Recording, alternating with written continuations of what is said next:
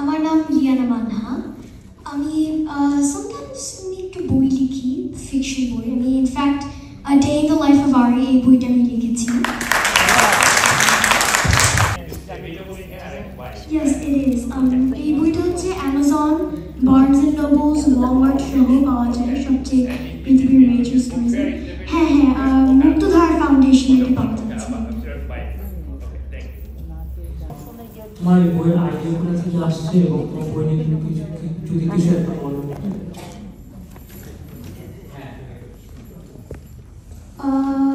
এই বইটা যে আমি লিখলাম A Day in the Life of Ari, আমি এমনি তো বিড়াল অনেক লাইক করি, সো সেটা আমাকে অনেক ইন্সপায়ার করে যে আমার ফেভারিট অ্যানিমাল আমি লিখি। এবং আমার ইন দ্য বিগিনিং গোলটা ছিল যে আমি একটা গিনেস ওয়ার্ল্ড রেকর্ড ভাবি, এই জন্যই এই বইটা প্রথমে লেখা হয়েছে। তখন রেকর্ডটা যে ছিল youngest female author to write a book series. So আমার তো তখন বয়স 8 তখন আমি এটা প্রথম লিখলাম, এবং পার্সনটা যে রেকর্ডটা তখন সেট করেছিল তার বয়স 11। এখন 3 year এজ গ্যাপে আমি চিন্তা করলাম 3টা বছরের মধ্যে আমি একটা বইয়ের একটু লিখলাম এবং আমার নিজের এক্সপিরিয়েন্স এবং থিম উপরে আমি লিখি এটা।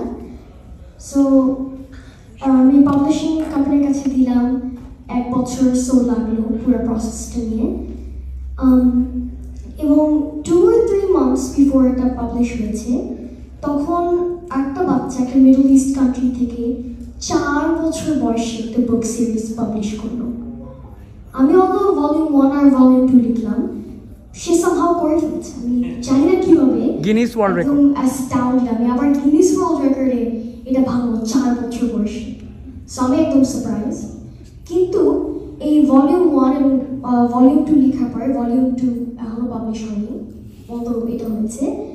এখন লিখতে লিখতে আমি রাইটিং একটা হবি হিসেবে পেয়েছি, এবং আমি এখন এমনি একটা ইন্টারেস্ট আছে যে হ্যাঁ আমার এই ক্যারেক্টারের উপরে আমি নিজের এক্সপিরিয়েন্স থেকে নিজেকে এক্সপ্রেস করব এই ক্যারেক্টারের এই পার্সোনালিটি দিয়ে।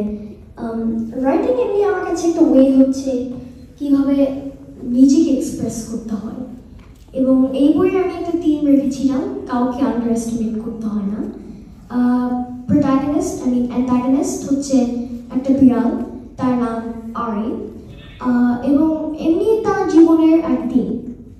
এবং এই বিড়াল আরি সে মানুষের ভাষা বুঝে লিখতে পারে এবং পুরো ভোকাবুলারি তার কাছে আছে, সে একদম সুপার ন্যাচারাল। আর তার ওনার জেসন সে এটা আগে জানতো না, সে আগে আন্ডার এস্টিমেট করে ভাবতো এটা তো আমার বিড়াল, আমার কথা বুঝবে না, কিচ্ছু পারবে না, জাস্ট একটা অ্যানিমাল আর কিচ্ছু না। কিন্তু eventually আরি তার স্ট্রেংথ আর কারেজ নিয়ে, even though say lazy are hungry, সে দেখাতে পারে যে তুমি যা ভাষা পারো আমিও সেটা পারি, আমি তোমাকে আন্ডারস্ট্যান্ড করতে পারি, তুমি কেন আমাকে আগে পারো না, এখন তুমি পারো। সো এটা হচ্ছে এমনি একটা বিড়ালের স্ট্রেংথের উপরে, এবং আমি খুবই মজা পেয়েছি এটা লিখতে, এবং আমি আরও লিখতে চাই ফিউচারে। ধন্যবাদ। আমি এমনি পোয়েট্রিও লিখতে অনেক লাইক করি।